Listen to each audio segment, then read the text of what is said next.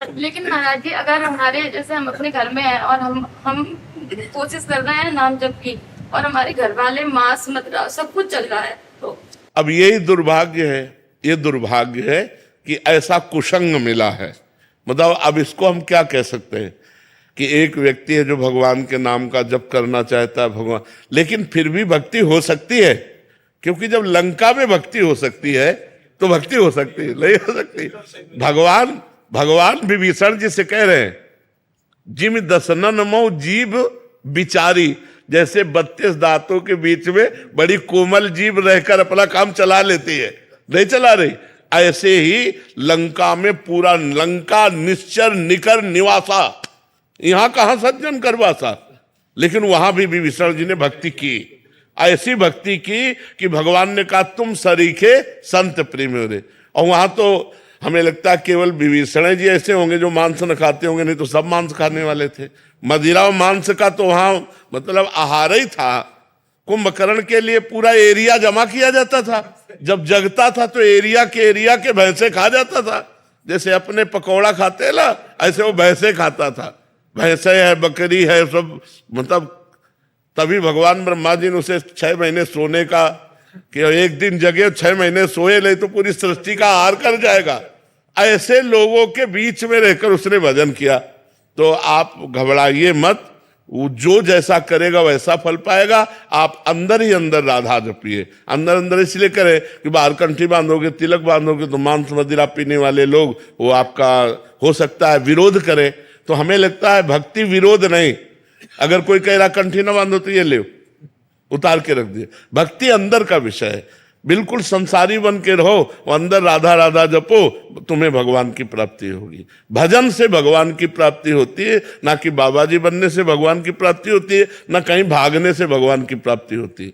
सच्ची मानो, आप अपने घर में मेहनत की कमाई का जो अन्न पा रहे हो और जो भजन कर रहे हो, और कभी भूखे टूटे को आपने भोजन करा दिया, ये सबसे बढ़िया बात है। हम लोगों का हिसाब कटता है, जो हम वस्त्र पहने इसमें इसका भजन जाता है, जो प्रणाम करते हैं उनको भजन जाता है, जो भोजन देते हैं उनको भजन जाता है। ये सब फ्री नहीं है, यहाँ सबका टैक्स है। और अगर भजन कम पड़ गया तो हमको नरक जाना है। हरे हरे शिष्य धन शोक न हरई, सो गुरु गोर नरक मा पड़ई। अच्छा, आप इस भागवतिक टैक्स से बचे, मेहनत की कमाई से कपड़े पहनते हैं, मेहनत की कमाई खाते हैं, और अपनी मेहनत की कमाई दूसरों को भी दे देते हैं। गौ सेवा, संत सेवा, आए हुए अतिथि की, भिक्षुक की सेवा। तो गृहस्थी धर्म बहुत बड़ा है। हम लोग गृहस्थी धर्म में ही पैदा हुए और गृहस्थी धर्म से ही हमारा पोषण होता है। पोषण भी गृहस्थी धर्म से होता है। अगर ये आप लोग समझते हो कि गृहस्थी धर्म में भगवत प्राप्ति नहीं हो सकती, तो आप सच्ची मानो, सबसे पहले गृहस्थी को भगवत प्राप्ति होगी। पर धर्म से चले। अब पराई बहनी बिटिया से गंदी बातें करो, शराब पियो, मांस खाओ तो नरक जाओगे। चाहे और अगर अच्छे आचरण करोगे, 4 रोटी अपने से बचा करके गौ सेवा, संत सेवा में दे दी, तो वही तुम्हें भगवत प्राप्ति कराएगा। खूब नाम जप करो, कोई परेशानी नहीं। कहाँ भाग के जाओगे? आज हमें एकांत बता दो, कहाँ एकांत है? कहीं एकांत नहीं बचा। हिमालय में भी चले जाओ तो वहां भी लोग आजकल जो है जहां भी एकांत समझते हो वही शूटिंग शुरू है। हाँ, कि नाम पर जब करते हैं 10 मिनट एकांत में बैठ के, तो उसी टाइम पे पत्नी कुछ काम बता देती है, बच्चा कोई बात नहीं, तो उठ के खड़े हो गए और काम करने लगे, राधा राधा अपना काम करने के लिए चल दिए। राधा भगवान को एकांत में बैठकर भजन करने से नहीं मिलते, काम करते हुए भजन करना सबसे श्रेष्ठ बात है। झाड़ू लगा रहे, फावड़ा चला रहे, व्यापार कर रहे हैं, पानी ला रहे, कुछ भी काम कर रहे, राधा राधा राधा राधा, क्या जाता है? माले चलाने से भगवान प्राप्त होते हैं, भगवान सुमिरन करने से प्राप्त होते हैं। हम सुमिरन करें भगवान का, माला के बिना सुमिरन करें। गिन लो भगवान, तुम गिन लो, वो तो सब जान ही रहे हैं।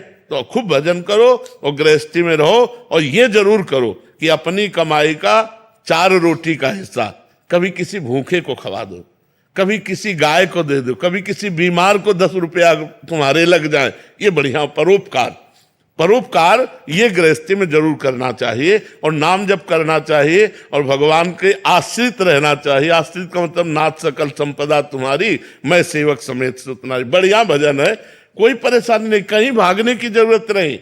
ये सोचने की जरूरत नहीं कि बाबा जी ज्यादा भजन कर लेते हैं। ऐसे किया ना आपने, ऐसे इसका भी टैक्स है, हमारा भजन जाएगा आपके पास।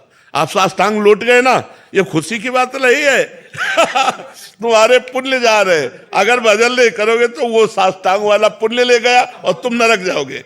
बहुत होश की बात है कि ये कोई खिलवाड़ नहीं। ये जो सिद्ध पुरुष भजन में निरंतर लगे, उन्हीं से जगत का कल्याण होता है, वही मंगल होता है। नहीं तो एक एक का टैक्स है। जैसे भारत सरकार का हर वस्तु में टैक्स है ना, ऐसे भगवान का टैक्स है, हर एक चीज में टैक्स है। कोई तुम्हारे पैर छू रहा, कोई तुम्हारी बड़ाई कर रहा, कोई तुम्हें प्रणाम कर रहा, कोई वस्त्र दे रहा है, कोई भोजन दे रहा, कोई धन दे रहा है, वो सब भजन ले रहे हैं। वो हमारा सब भजन ले रहे हैं, कोई खिलवाड़ नहीं है।